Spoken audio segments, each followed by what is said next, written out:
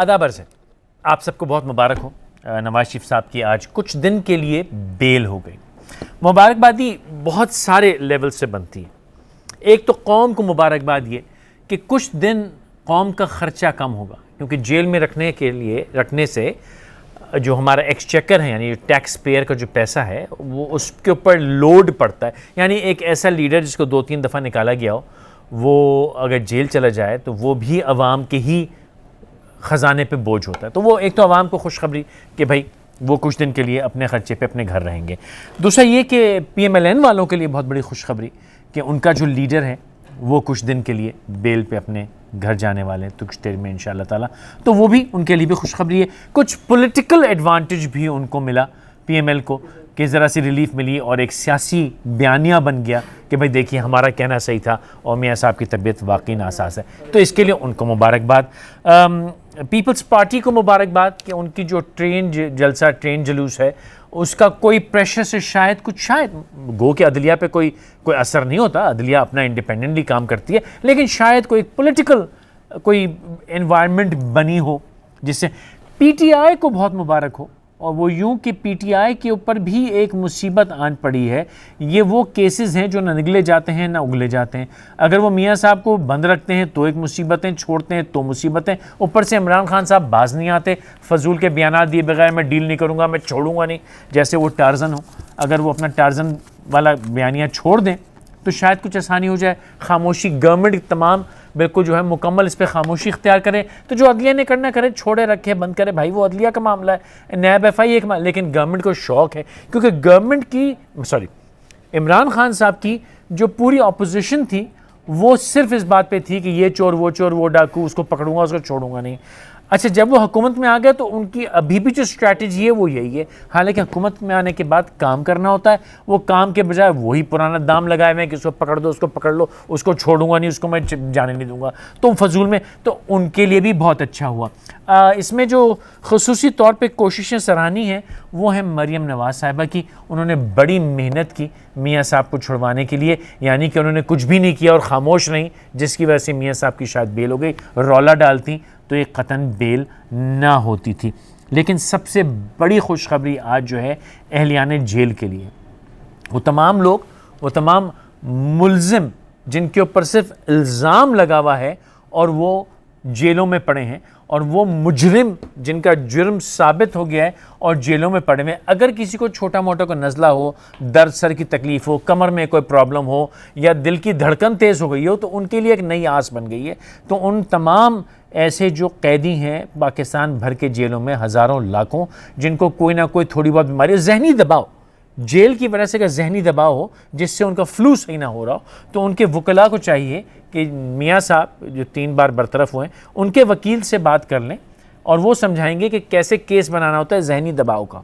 तो जहनी दबाव का केस बनाएं तो वैसे तो रीढ़ की हड्डी में अगर तकलीफ हो तो दुबई जाने को मिलता है, और अगर दिल की धड़कन में गड़बड़ हो तो बरतानिया जाने का होता है। अगर ये दोनों का तुक्का ना लगा तो कम से कम 6-8 हफ्ते घर पे जाने का तुक्का तो लग ही जाएगा, आराम से घूम फिर के वापस जेल आ जाइएगा। तो तमाम वकला जिनके मुवक्किल जो हैं, जिनको कोई प्रॉब्लम हो और जहनी दबाव की वजह से वो सही सेहतयाब ना हो सक रहे हो, वो फौरी तौर पे कोर्ट में अपील करें और इसकी कोशिश करें कि उनकी बेल हो जाए ताकि कोई ना कोई अफाका हो सके। ये तो थी छोटी छोटी बातें। मुझे अपने मेहमानों का तारुफ भी कराना है और आज की डिस्कशन की तरफ भी जाना है, लेकिन उससे पहले मुझे एक छोटा सा वक्फ़ा लेना होगा। और लेकिन वक्फ़े पे जाने से पहले मैं ये अर्ज़ करता चलूँ आपकी खिदमत में कि ये तमाम जो मामलात और वाक़यात हैं वो हमें ऑन अ सीरियस नोट परेशान ना करते। हमें परेशान वो यूँ कर रहे हैं कि मेरा ज़ाती मौक़िफ़ ये है कि हुकूमत वक्त अपना काम करने के अलावा हर काम कर रही है और साथ में कौम का भी काम कर रही है, और ख़ुसूसी तौर पे मिडिल क्लास का तो काम कर ही दिया है। और जब मिडिल क्लास का काम कर देते हैं तो गरीब क्लास का भी बेचारी का काम हो जाता है। मिडिल क्लास पैसा नहीं खर्च करती, गरीब क्लास जो है मार खाती है। मार्केट से पैसा गायब हो चुका है, किसी के पास कोई स्पेंडिंग पावर नहीं है, और ऐसे छोटे छोटे खूबसूरत बयानात सुनने को मिलते हैं। आज सुनने को कि 147% गैस के नर्ख अभी और बढ़ेंगे। इमरान खान साहब 2 महीने से चक्कर दे रहे थे कौम को कि पकड़ लूँगा, छोड़ूंगा नहीं, पकड़ के देखना गैस वालों को ऐसा सेट कर दूंगा, जिन्होंने महंगे बिल दिए। वो बिल तो यार क्या वापस होने थे, आपने ये बता दिया कि गैस के बिल अभी और महंगे होंगे। और साथ में अल्लाह आपका भला करे, बिजली की भी नर्ख आप कम नहीं कर रहे, किसी किस्म की मार्केट में कोई ट्रेडिंग नहीं है, कोई बिजनेस एक्टिविटी नहीं है, प्रॉपर्टी के मार्केट का बेड़ा गर्क कर दिया है, कुव्वत ख़रीद का बेड़ा गर्क कर दिया है, लोगों के पास पैसा नहीं है, स्पेंडिंग हो नहीं रही है, और लोग चिल्ला रहे हैं, ना किसी को तनख्वाह मिल रही है, ना किसी का कारोबार चल रहा है, ना किसी का धंधा हो रहा है। आज एक ऐसे शख्स जिसने PTI को बड़ी खुशी से वोट डाला था, उसने मुझे खुफिया तौर पे बताया कि साहब मैं इंतज़ार कर रहा हूँ कि हुकूमत जाए तो कारोबार धंधा चले। मैंने कहा बेटा अभी तो नहीं जा रही, 5 साल तो रहेगी, और डालो बेटा वोट। बहरहाल इससे बात करेंगे। मेरे आज के मेहमान मेरे साथ फ़ोन पर मौजूद हैं चौधरी जाफ़र इकबाल साहब, नून लीग से उनका ताल्लुक़ है, राजा खुर्रम परवेज़ साहब पीपल्स पार्टी के हैं, इस्लामाबाद में मौजूद हैं, उनसे बात होगी, और अकरम चौधरी साहब पाकिस्तान तहरीक इंसाफ से, उनसे बात होगी। मैं इब्तिदा करना चाहूँगा जाफ़र इकबाल साहब से, नून लीग से आपका ताल्लुक़ है। मासद खान, खुर्रम परवेज़ साहब से बात करते हैं, पीपल्स पार्टी से हैं। खुर्रम साहब, आपसे मैं जानना चाहूँगा कि ये जो ट्रेन मार्च में बिलावल निकले हैं, आप समझते हैं कि उसकी वजह से कुछ प्रेशर आया और मियाँ साहब को फ़ायदा लग गया, या मियाँ साहब ने अपने तौर पे कोई कोशिश मेहनत की है जिसकी वजह से उनकी बेल हुई?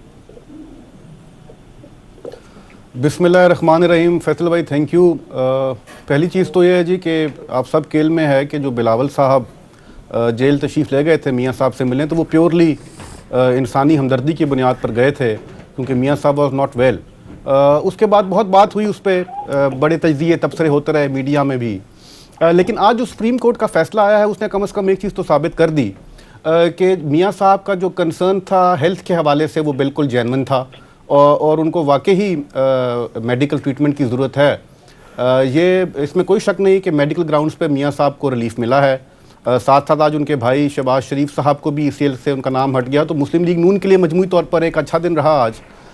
मैं इसको सिर्फ मेडिकल ग्राउंड्स पर रिलीफ नहीं समझता, बल्कि किसी हद तक पॉलिटिकल रिलीफ भी मिला मियाँ साहब को, क्योंकि जब एक पॉलिटिकल शख्सियत बिहाइंड द बार्स थे, वो जेल में थे, तो उनका राब्ता नहीं था अपने लोगों के साथ, अपने वर्कर्स के साथ, अपनी पार्टी लीडरशिप के साथ। तो मेरे ख्याल जब वो बाहर आएंगे तो ज़ाहिरी बात है थोड़ी बहुत पॉलिटिकल एज भी मिलेगी मुस्लिम लीग नून को, उनके वर्कर से उनकी मुलाकातें होंगी या जो भी लाएमल होता है। और फैसल भाई ये भी बड़ा इंटरेस्टिंग है, अभी देखना बाकी है कि जिस वक्त कोर्ट के फैसले में कहा गया कि अगर एक्सटेंशन ऑफ बेल चाहिए तो हाई कोर्ट से रुजू करना पड़ेगा, तो ये आने वाले दिन बताएंगे कि मामला किस समझ जाते हैं, लेकिन मजमूई तौर पर आज का दिन कोई शक नहीं कि मुस्लिम लीग नून के लिए एक रिलीफ का दिन था। अच्छा, ऐसी मैं जानना चाहता हूँ, आप लोगों के पास ऐसी वो कहते हैं गिदड़ सिंगी, ऐसी क्या गिदड़ सिंगी है कि आपके किसी भी लीडर से साहब की मुलाकात होती है तो उनके कंधों से कुछ बोझ हट जाता है? जरदारी साहब लाहौर आए थे, मियाँ साहब गाड़ियाँ बिठा के उनको एयरपोर्ट से ले गए थे, ना जाने क्या गुफ्तगू हुई, उसके बाद धरना वरना सेट हो गया था, और अभी बिलावल मिल के गए तो कुछ दिन बाद गिदड़ सिंगी का तो मैं नहीं कह सकता फैसल भाई, गिदड़ सिंगी का तो मेरे इल्म में नहीं, इसको एक इत्तेफाक कह सकते हैं।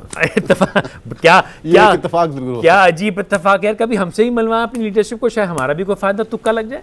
इत्तेफाक होता ही अजीब है फैसल भाई, इत्तेफाक होती है। चौधरी साहब, जाफर इकबाल साहब, आपकी लीडरशिप का आज बड़ा फायदा हुआ है, क्या कहिएगा? बहुत शुक्रिया जी, बहुत सारी बातें आपने की, बहुत सारी मुबारकबादें दी, अवाम के लिए मुबारकबाद की आपने बात की, तो अवाम के लिए 2013 से 2018 तक मुबारकबाद की बहुत सारी बातें थीं, और इसी मियां मोहम्मद नवाज शरीफ की बदौलत थी। बिजली की पैदावार का बढ़ना, गैस की किल्लत का दूर होना, मुल्क के अंदर अमन व अमान और पॉलिटिकल स्टेबिलिटी आना, और वो स्टॉक एक्सचेंज जो पाकिस्तान की हाईएस्ट 54,000 पॉइंट्स तक गई, वो सारी बातें मुबारकबाद की थी। आज इस दिन पे हम अल्लाह तबारक तआला का शुक्र अदा करते हैं, और बहुत सारी वो मुबारकबादें जो आपके नज़दीक हैं शायद वो हमारे नज़दीक उस तरह नहीं। मियां मोहम्मद नवाज शरीफ साहब की सेहत के हवाले से हमारा कंसर्न था, फैमिली का कंसर्न था, और अदालत ने उसे तस्लीम किया और इजाज़त मिली कि हम उनका चेकअप इलाज और हम इस टाइम को अल्हम्दुलिल्लाह उनकी सेहत के हवाले से इस्तेमाल करेंगे। वो हमारे लिए भी ज़रूरी है और इस मुल्क पाकिस्तान के लिए भी ज़रूरी है, उसके ऊपर पूरी हम तवज्जो देंगे। अदालत पे और हुकूमत पे बोझ की आपने बात की और केसेस की बात की कि ये हुकूमत वक्त के गले की हड्डी बनेंगी। हुकूमत वक्त को इन केसेस से शायद कोई लेना देना नहीं या कोई ज़रूरत नहीं। अदालत के ऊपर जो बोझ था वो उतार दिया, वो एक बोझ चंद दिन पहले हुकूमत वक्त को लेना देना होना चाहिए नहीं, लेकिन लगता है कि उनको बस लेना देना इन्हीं से है, क्योंकि हर बयान में यही बात होती है, और तो कोई बात होती नहीं। आपने खुद ही अपने इंट्रो में बात की कि ये अदालतों ने फैसले करने हैं, कभी वो लगाते हैं जी एनआरओ किसी को नहीं देंगे, और वो सबको पता है कि उनके अपने पास किस हद तक कितना इख्तियार है। एनआरओ हमेशा डिक्टेटर्स ने दिए और लिए, और अगर इमरान खान साहब भी उस सफ में आते हैं या अपने आप को शुमार करते हैं तो फिर वो बहुत सारी हमारी बातें कि वो कैसे आए और किसके जरिए लाएंगे वो सामने आ जाती हैं। Very good point.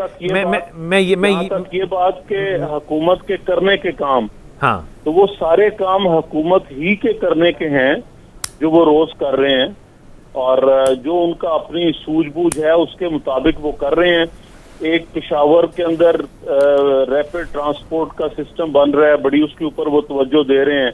मौजूदा वजीर आला साहब ने उसका विजिट करने से भी इनकार कर दिया, और वुज़रा उसके लिए नई नई तावीलें दे रहे हैं। असद उमर साहब के अल्फाज हैं, कौमी असम्बली में रिकॉर्डेड हैं, मैंने अपनी मौजूदगी में सुने, वो 17 अरब में बना के दे रहे थे, नेक और नामी के साथ 17 अरब में। और हमने करप्शन करके 3 मेट्रोज जो बनाई जिसके ऊपर रोजाना 1.5 लाख तक अफराद वादा करते हैं बकौल इनके।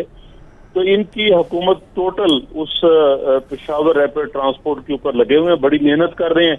और उसके नतीजे में चंद नई चीजें वो कौम को बताने और मुतारफ कराने में कामयाब हुए हैं। ओके, चलिए आते हैं। मैं यही सवाल अकरम चौधरी साहब की तरफ ले आता हूँ। अरे सॉरी, एक वक्फा ले लेते हैं, वापस आते हैं चौधरी साहब से तमाम बातें जवाब लेंगे। हमारे साथ रहिएगा।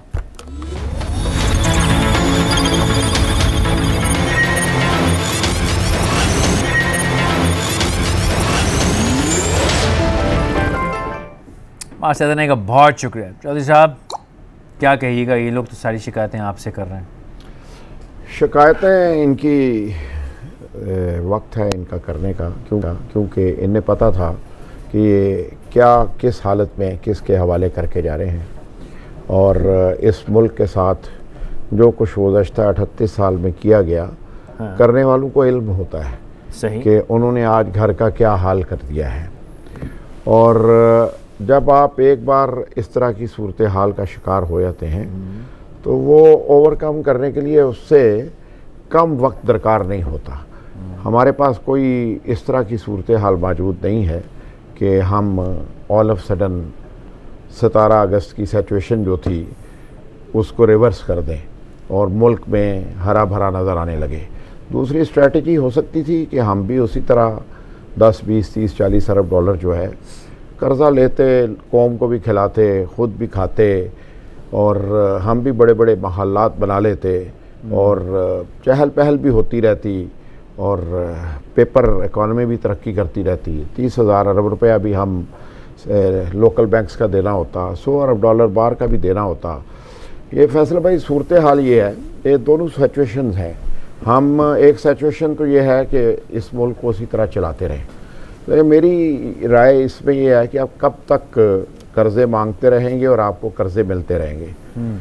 तो कर्ज़े देने हैं वापस, लेने हैं वापस, या वो सिचुएशन बरकरार रहेगी। लेकिन हर बार कर्ज़ा देने वाला अपनी नई शराइत के साथ मैदान में आता है। जैसे कर्जा देने वाला तो लाजिम बात है, वो तो आपका दुश्मन होता है, उसने तो नई सूरत हाल के साथ करना नहीं, उसने नई सूरत हाल के साथ मैदान में आता है। बिल्कुल सही। लेकिन वो शख्स जिसने पाकिस्तान की इकॉनमी से पाकिस्तान का अपना पैसा खिंचवा लिया, पाकिस्तान में अनसर्टेनिटी ले आए इन्वेस्टर की, अपने कर्जा छोड़ें, कर्जे वाले तो हमारे दुश्मन है वो मैं, लेकिन अपना कारोबार करने वाला, अपना धंधा करने वाला, अपना एडमिनिस्ट्रेटर, अपना माहौल, वो उसके साथ जो आपने ओवरनाइट किया, कहें तो मैं खुल के कह देता हूँ, कहें जी अच्छा होगा, किसी को कंफ्यूजन भी ना, मतलब सांस आ रही थी, पेट में रोटी भी थी, आपने हलक में हाथ डाल के पेट से रोटी निकाल के सांस नाक बंद कर दिया। ऐसा क्यों किया? इसका कर्जे से क्या ताल्लुक है, या इसका PMLN या पीपल्स पार्टी की बदमाशियों से क्या ताल्लुक? नहीं, इनकी चोरी से क्या ताल्लुक है? एक तो बात यह है कि चोरी से तो ताल्लुक बनता है। कैसे? जब घर को लूट लिया जाए ना, तो घर की सूरत हाल वो नहीं रहती जो लूटने से पहले थी। अच्छा, दूसरी बात ये है कि इसमें जब भी आप फेज़ तब्दील करेंगे ना, अदलिया, नैब, तमाम की एक्टिविटी गुज़श्ता 1.5 या 2 साल से शुरू थी।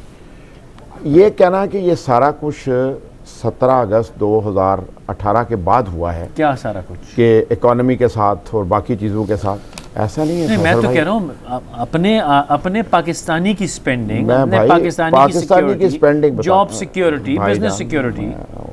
इजाज़त दे दें नहीं सर, मैं तो आपकी मैं मेहरबानी तो होगी। हसरत में कोई जवाब जब ये मियां नवाज शरीफ का पनामा केस का आगाज़ हुआ, जो अदालतों और नैब की एक एक्टिविटीज़ शुरू हुई, वो एक इस तरह की सिचुएशन क्रिएट हो गई कि मुल्क में कारोबार भी स्लो हुआ। क्यों? कारोबार करने वाले भी स्लो हुए। क्यों? वो सच बताए, हाँ सुनेंगे? हाँ जिस मुल्क में 90% इकोनॉमी ब्लैक मनी के ऊपर हो, हाँ। उस फियर में वो पैसा कहाँ निकालेंगे?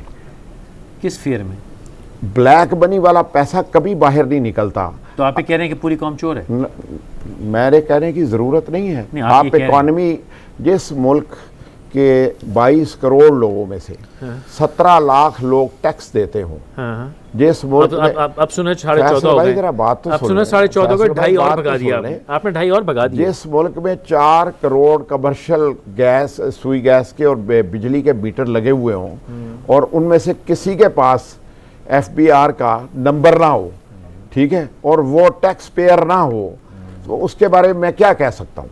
देखें, कौम को तो बस एक आप फैसल भाई सुन अच्छा, लें। तो मतलब कहने का ये फैसल हुआ, भाई, मतलब एक कहने का मिनट, ये हुआ प्लीज। नहीं माजिद सर मैं हाँ। ये सुनिए, आप बेसिकली ये कह रहे हैं कि अलावा PTI के लीडर और 12-14 नहीं सॉरी 200-250 जो आपके मिनिस्टर हैं, कैबिनेट है 65 की यहाँ पे, 50-60 इस्लामाबाद में, 50-60 KPK में, ये बन गए कोई 180 पौने 200, और एक इमरान खान और उनके अहलो अयाल जो भी हैं घर वाले, ये हो गए कोई 185। उसके अलावा पूरी कौम पौने 23 करोड़ चोर हैं। जैसे बस यही पार्सल है। जैसे PMLN और पीपल्स पार्टी में लोग हैं, वैसे जैसे? ही हम भी हैं। हमारे भी अच्छे भी नहीं, होंगे, आपने पूरी बुरे कौम भी को चोर होंगे। कैसे कर दिया भाईजान आपने? बात सुन लें जरा, मैंने नहीं कहा। आप कह रहे हैं सर मैं कि आपको 90% कह रहा लोग- हूँ, 90% मुझे लोग ये चोरी करते बताइए हैं। कि इस मुल्क में सिर्फ 17 लाख लोग कारोबार एक तो करते हैं। मुझे- अच्छा मेरे से नहीं, फिर आप बात है ना, आप हम भी मैंने चिल्लाएंगे, फिक्रा नहीं कहा। फिर हम भी चिल्लाएंगे। चलाएं आपने सर। कहा कि 90% लोग, भाईजान, आप कहेंगे 90% इकोनॉमी ब्लैक है। का टैक्स ब्लैक कैसे? ब्लैक पैसा वो होता है जो चंद लोग करते हैं कानून ब्लैक काम। के, भाई वो चंद हो या 90% उस- सरमाया हो, उससे इकोनॉमी का क्या ताल्लुक है? ये आप सर इकोनॉमी भाईजान तभी हाँ। चलती है जब? अगर या तो सब कुछ की खुली छुट्टी दे दे, ना कोई टैक्सेशन ले, सर, ना ले कोई टैक्सेशन, उन पैसों आप का कारोबार पूछे। धंधा बंद कैसे तो कर ये सकते हैं? PMLN के साथ क्या हो रहा है? क्या हो रहा सिर्फ है? यही पूछ रहे हैं, ये पैसे कहाँ सर से आए नवाज थे? शरीफ साहब से जो करना तो करें। भाईजान आप बाकी जिन 90% लोगों के पास लोगों उस तरह के पैसे थे उन्होंने भी छुपा लिए। किन लोगों के वो पास? पता नहीं किन के थे, उनसे कौन पूछे लोग? उन्होंने कहाँ रख लिए। कौन लोग? कौन है ये पूछे, जिनका सरमाया पहले घूम रहा था, पूछ ले। तो सर वो तो इकोनॉमी की जरूरत थी। इकोनॉमी अगर की आपने जरूरत सही इसी करना तरह है, पूरी हो रही थी आपने ना। सही करना है तो आहिस्ता आहिस्ता सही कीजिए। आपने उठा के ये हमने नहीं धड़न किया, तख्ता बंद ये कर दिया। हमने नहीं किया।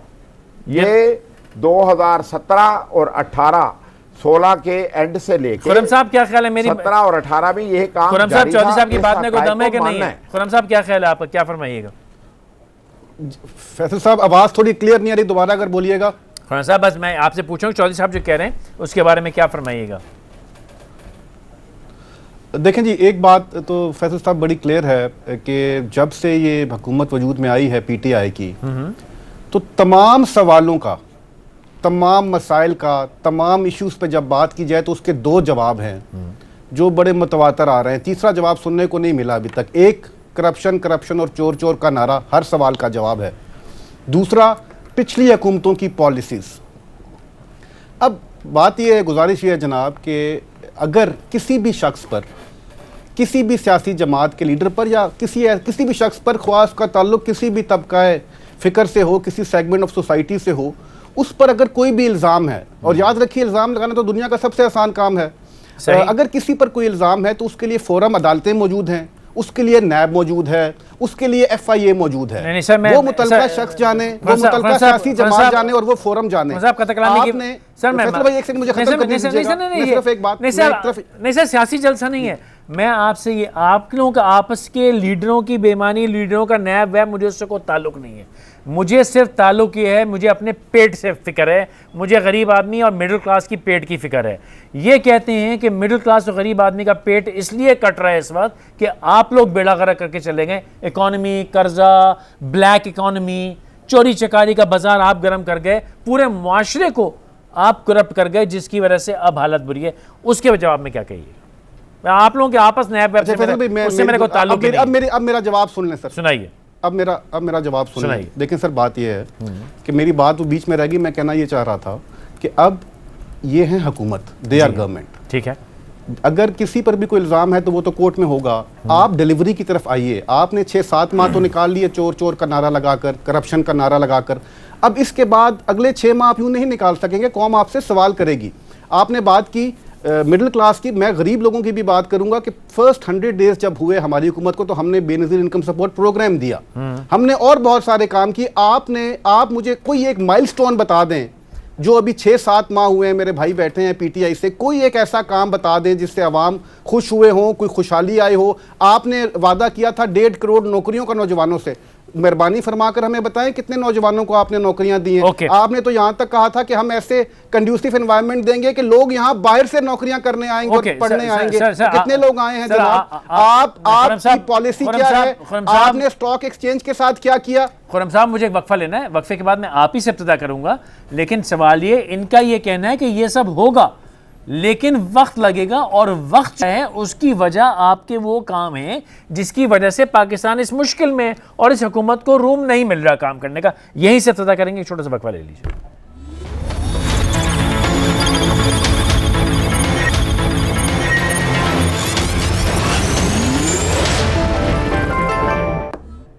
मास्टर करने का बहुत शुक्रिया। खुर्रम साहब बात कर रहे थे, मास्टर आपकी बात काटी थी। मेरी गुजारिश सिर्फ ये है कि ये कहते हैं तमाम जिम्मेदारी आप दोनों की है।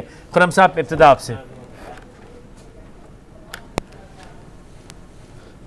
फैसल भाई देखें, मेरी बात सुने। पहले तो हम सबको एक बात जहन में रखनी चाहिए कि हम एक तरक्की पजीर मुल्क हैं, हम कोई डेवलप्ड कंट्री नहीं हैं। तमाम हुकूमतों के अपने दौर के चैलेंजेस होते हैं। तमाम हुकूमतों को यहाँ किसी को आइडियल हालात में गवर्नमेंट नहीं मिली है। जब हमारी गवर्नमेंट आई उस वक्त दहशतगर्दी की जंग अपने पीक पर थी, तेल का आलमी मालियाती बहरान था। उस वक्त IDPs कितने लाखों की तादाद में डिस्प्लेस्ड लोग थे जो यहाँ पे आके इस तरफ आके आबाद हुए थे। हमने उन चैलेंजेस के साथ निपटा। बॉटम लाइन ये जी कि जब महंगाई होती है, बिल्कुल बाज़ दफ़ा मजबूरी होती है, मैं समझता हूँ इस बात को। पीपल्स पार्टी ने अपने दौरे हुकूमत में जो तनख्वाहें थीं वो 125% बढ़ाई और पेंशन्स में 100% इजाफा किया। कहने का मकसद ये है कि जब महंगाई होती है तो आप बाइंग पावर तो बढ़ाएं अपने अवाम की।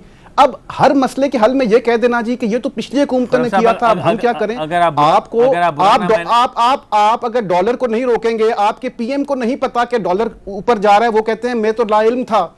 गैस की कीमतें आए रोज बढ़ रही हैं। आज प्रेस कॉन्फ्रेंस है वज़ीर तवानाई की कि 2 रुपये बिजली भी महंगी होने जा रही है। फैसल भाई बाकी छोड़ दें, स्टेट बैंक की रिपोर्ट पढ़ लें। जो स्टेट बैंक की रिपोर्ट ने इशारा दिया है, जो इंडिकेटर्स हैं वो बड़े तशवीशनाक हैं। वो रिपोर्ट ये कहती है कि आपका एग्रीकल्चर सेक्टर बुरी तरह अफेक्ट हो रहा है, आपकी इंडस्ट्री में जान नहीं रही, आपकी जो इंपोर्ट्स हैं वो बढ़ रही हैं। ये सारी चीज़ें क्या इशारा करती हैं? इशारा ये करती हैं कि अगर चैलेंजेस हैं, मुश्किलात हैं, दूसरों पे मत डालिए जनाब, बराए मेहरबानी आप हुकूमत में हैं, डिलीवर करके दिखाएं।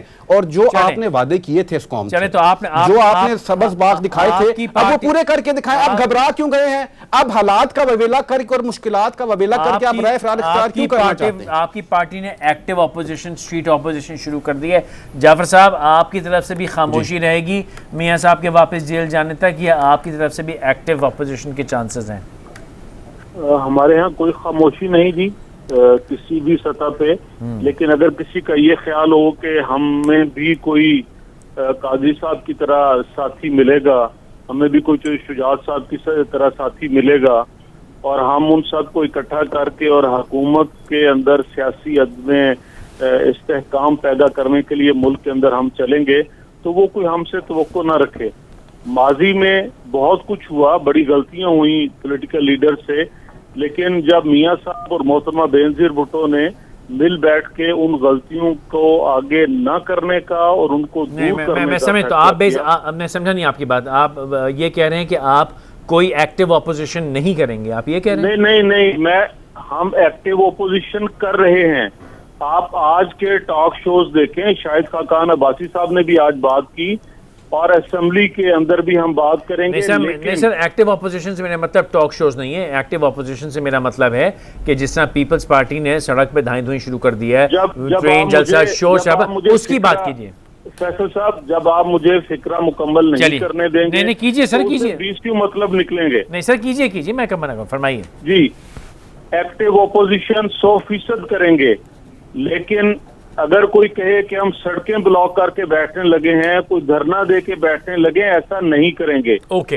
हुकूमत जैसे भी आई, हमारे बेशुमार तहफुजात हैं और वो तहफुजात का जब इजहार करते हैं, लफ्ज सिलेक्टेड इस्तेमाल करते हैं, तो खुद पीएम साहब भी डेस्क बजा के उसकी तायीद करते हैं और बहुत सारे दूसरे लोग भी उसकी तायीद करते हैं। हम नहीं चाहते कि ये लोग इस तरफ आ जाएं कि देखें जी हमें काम नहीं करने दिया जा रहा।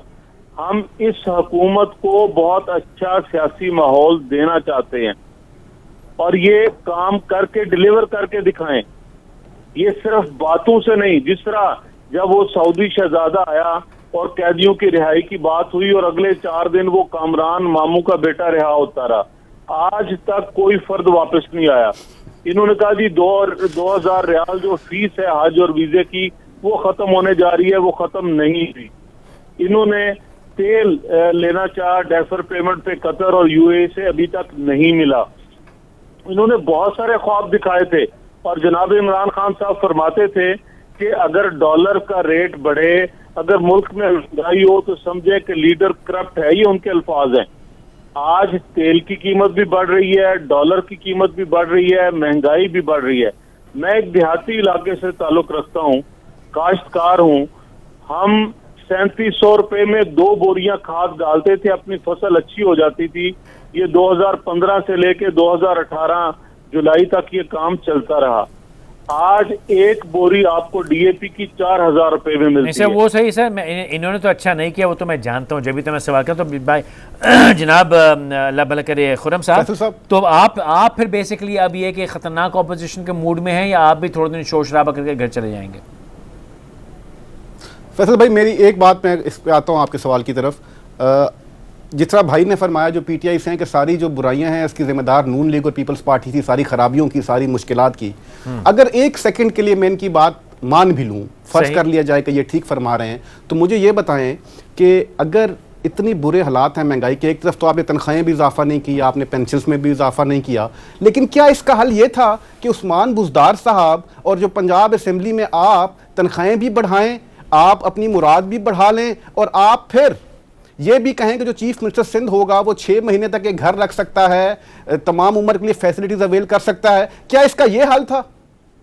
क्या पाकिस्तान में जो हालात हैं माशी और आवाम के, उसका हल ये था कि आपके चीफ मिनिस्टर जो वसीम अकरम हैं, जो वसीम अकरम प्लस हैं, और जो उनका छुपा हुआ हीरा है, जो उनमें खुदादार सलाहितें हैं, वो 22 करोड़ के मुल्क में सिर्फ इमरान खान साहब को नजर आ रही हैं, एक इंसान को नजर आ रही हैं। अकरम चौधरी साहब से तहम्मुल से इसका जवाब सुनते हैं, क्योंकि इस जवाब के इंतजार में मैं भी क्या कहते हैं ना, वो सहरा भटक रहा हूं कि शायद मुझे कोई जवाब दे दे कि लाहौर वो वाहिद शहर और पंजाब वो वाहिद सूबा जहाँ पे एक्चुअली गवर्नमेंट काम कर रही थी। खुराम साहब नाराज़ नहीं होइएगा, सिंध का अल्हम्दुलिल्लाह जो हशर है वो तो मेरा ताल्लुक कराची से, मैं अच्छी तरह जानता हूँ। तो लेकिन ये अल्लाह का करम है सर, आपने सर अल्लाह का शुक्र है, आपने पंजाब को सिंध जैसा कर दिया। जिस शख्स ने उस बिल के जवाब में हाँ एक वक्फा कथा कलामी कर रहा हूँ माजरत के साथ, जल्दी से वक्फा ले लीजिए और आपसे तसल्ली से इस बात का जवाब लेंगे कि पंजाब में ये क्या कर रहे हैं, ये कोई बता दे तो आज ठंड पड़ जाए मुझे। एक छोटा सा वक्फा लीजिए।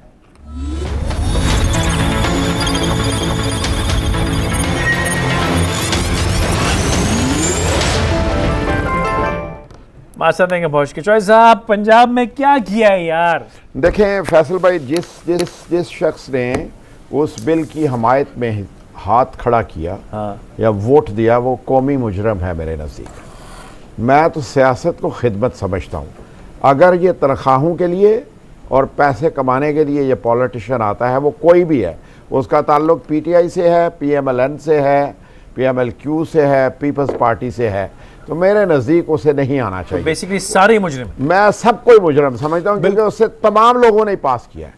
और अगर आपकी इतनी कैपेसिटी नहीं है कि आप कौमी खिदमत सर अंजाम दे सकें, लोगों की खिदमत कर सकें और इस सियासत को आबादत समझ सकें, तो फिर हमें कारोबार दुनिया में बड़े हैं करने। फैसल भाई मुझे सिर्फ एक सेकंड दे दें बीच में। जी जी खुर्रम साहब फरमाइए।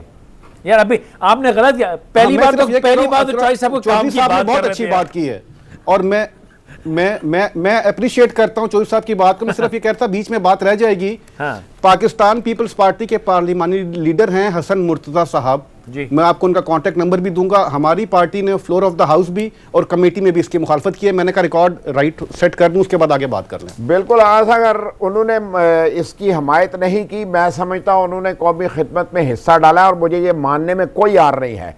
अगर हम सियासत को कारोबार बनाना चाहें या तनख्वाहों की मजदूरी लेने के लिए यहाँ आके काम करते हैं तो फिर हमें ये काम नहीं करना चाहिए। पैसे कमाने के लिए बड़े कारोबार है दुनिया भर में। वो तो हो गया। बाकी जो पंजाब और लाहौर के साथ कर रहे हैं बुज़दार साहब, कोई कुछ नहीं कर रहा। वो तो मुझे भी पता है कोई कुछ नहीं कर रहा। मुझे पता है कोई कुछ नहीं कर रहा। भाई सुन ले, हम जब यहाँ आए थे जिस सूबे में मैं आप, क्योंकि पब्लिक का और आपका जो आए ऑन परसेप्शन डेवलप होता है वो डेवलपमेंट पर होता है। बाकी चीजें तो चले बैक ऑफ द हाउस होती हैं। सूरत हाल क्या है भाईजान, 635 बिलियन का इन्होंने बजट दिया हुआ था, 87 अरब रुपए के बाउंस चेक दे गए थे। मुझे उससे फर्क नहीं पड़ता। आपको नहीं पड़ता, मुझे पड़ता है। मुझे जो मिल रहा था मुझे उससे फर्क पड़ता है भाईजान। मैं सुकून की जी रहा था। मैं जरा सख्त फिक्रा कह देता हूँ, कह दें, फिर आप मानते नहीं। अवाम के खिलाफ ना कहिएगा, मेरे खिलाफ नहीं कहिएगा, बाकी आपस में जो करना है कि आप यकीन माने कि ये इस मुल्क और इस सूबे के साथ इन्होंने बहुत कुछ कर दिया है, लेकिन अब वाकई ये बात करने का वक्त ख़त्म हो गया है। हमें डिलीवर करना है। ये वाहिद शहर और सूबा था पाकिस्तान में जहां सुकून से रह सकते थे। आपने वो भी निकाल दिया। हो जाएगा। ये जून के बाद हम अपने रेवेन्यू के मुताबिक अपने बजट को कंज्यूम करेंगे। ये जून आ गया, ये जून आ गया है। अच्छा। नया बजट, नए रेवेन्यू, अपने नए रिसोर्सेज और हमें अपनी कैपेसिटी का भी पता होगा। इंशाल्लाह ताला हम इनसे बेहतर ही परफॉर्म करेंगे इंशाल्लाह। ये अभी हम सिर्फ चीज़ों को ओवरकम करने की कोशिश कर रहे हैं। ओवरकम कर रहे हैं जो हमारे साथ वो सलूक करके गए, जो 2 पोस्ट बजट क्या सलूक कर गए, 2 साल का पोस्ट बजट कंज्यूम कर गए हैं। उसका और ना पैसे हैं। उसका शहर भर में कचरा होना भाईजान, उसका रोड टूटना, उसका गुड्डियां उड़ना, बच्चों का सड़कों पे भागना, गुफ्तगू से 800 अरब रुपया नहीं आ सकता। नहीं, उन चीजों से क्या ताल्लुक है? ये क्यों आ गई? वो पैसे कहाँ से आएंगे? एडमिनिस्ट्रेशन क्या करेगी? तनख्वाहें देने के पैसे नहीं है मेरे भाई। हाँ भाई ये जो वेस्ट मैनेजमेंट का क्लाइमेक्स था, क्या था? सैलरियों के पैसे नहीं थे भाईजान। ये मसाइल मान ले आप भी। हाँ, ये कहाँ छोड़ के गए इस सूबे को? बाउंस चेक तक तो छोड़ गए। जाफर साहब क्लोजिंग आपके अल्फाज पे, क्योंकि ये कहते हैं कि पंजाब में बड़ा बुरा किया आपने। मैं जाती तौर पे इत्तेफाक नहीं करता, आप क्या फरमाइएगा जाफर साहब? जैसे कि लाइन ड्रॉप हो गई है। नहीं सर, खुर्रम साहब पंजाब के बारे में हालांकि आपसे कमेंट लेना नहीं चाहिए, लेकिन फिर भी मैं आपसे कमेंट ले रहा हूँ। ये कहते हैं कि जी पंजाब का हाल जो है PMLN बुरा कर गई है। आप क्या कहिएगा उस बारे में? मेरा दिल कट रहा है सुनते हुए। सर मैं फैसल भाई मैं सिर्फ ये कहना चाहूँगा कि जब हम पंजाब की बात करते हैं ना जी, तो पंजाब इस मुल्क का सबसे बड़ा सूबा है and we are talking about 70% of Pakistan.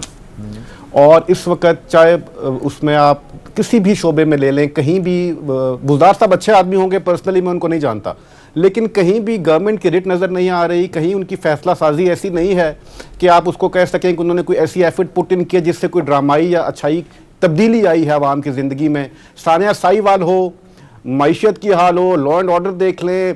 ये कहते थे जी कि नवाज शरीफ और पीपल्स पार्टी वालों ने तो 50-50 रुकनी काबीना रखी हुई है, ये याशियाँ करते हैं, इनकी काबीना का साइज भी देख लें। बात ये है फैसल भाई, जो मैंने पहले कह दिया, क्रक्स वही है, बात वहीं आके ख़त्म होगी कि आपने 6-7 माह गुजार लिए चोर और करप्शन का नारा लगाकर। अब हर गुजरता दिन, हर गुजरता लम्हा पाकिस्तानी कौम आपसे सवाल करेगी और जो वादे आपने किए हैं वो आपने पूरे करने हैं। और जहाँ तक पंजाब की बात है, पंजाब में इस वक्त मेरा ख्याल तारीख की मायूस तरीन हुकूमत है।